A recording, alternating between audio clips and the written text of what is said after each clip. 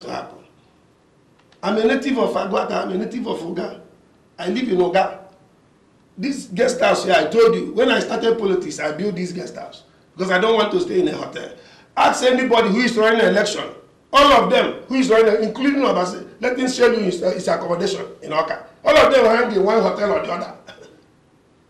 I never hang in any hotel. I stayed in my own guest house. I have my cook, I have my security, I have my steward. And this here I plan my election. But I kept quiet. I never talked to anybody because I kept quiet. And my people was very angry. And immediately Peter Obi came in. He went and brought all those old commissioners who is angry with Willie, who doesn't, even in their town, nobody knows them. In their town. Politics is by people liking you. It's not by you making noise. And Peter Obi cannot be boasting, testing power, which you cannot be governor without people like us. What is the magic? Peter Obi has no capacity. He never run any election before. I say this. He never run any election before. And if you want me to expose him more, I will expose him more if care is not taken. Because I want Peter Obi to apologize to PDP, members of PDP in Anambra, stakeholders, somebody like me who is a BOT, in 5 pages of newspaper. And I gave him 1 week to do that. Otherwise, I know what to do. Thank you. Going beyond the politics of your party, the PDP, what do you think are the things that worked in Obiano's favor for him to win this election? Number one, I want to tell you something. Obiano is a good man. Obiano is a good man. And he's doing well. He's doing well. As far as Obiano is doing well. Look at Uju. You are now in Anambra. Nobody kidnap you. Nobody harass you. You can move around. Apart from security, the man is doing some roads. Apart from roads, the man is doing agriculture. In the school, the man is trying. The man have done perfectly well for the three and a half years, going to 4 years. So it's because of Obi having problem with. I have had that issue, that type of issue before in Nigeria. You know that between me and Indige. I have had the same issue, but I don't deceive people.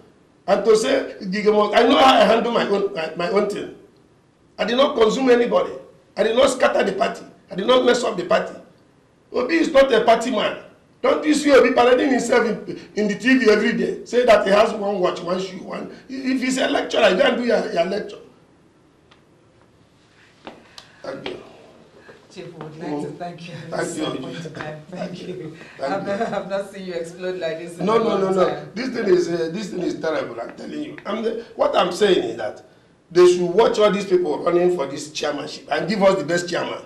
This one they are talking to take over from APC 2019. It cannot be possible unless we get the best chairman.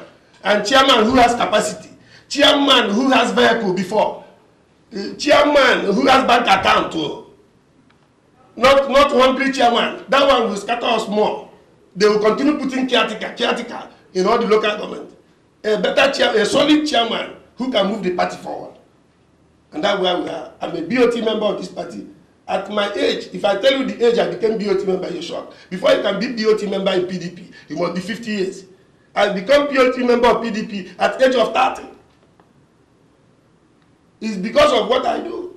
It's not by anybody. It's a gift to me. Me and Waziri, the man who died in plane crash, we are the youngest. We are the youngest. And now somebody came in and hijacked the party. Okay, if you are building a house, a 3-story building, if you came to a 3-story building, you put a penthouse where you as a landlord will relax with your family. A tenant who is coming to rent the house is not telling you to go down, let him live in penthouse. That's what Peter Obi did. They want to hijack the party. And they couldn't because they have no capacity to hijack the party.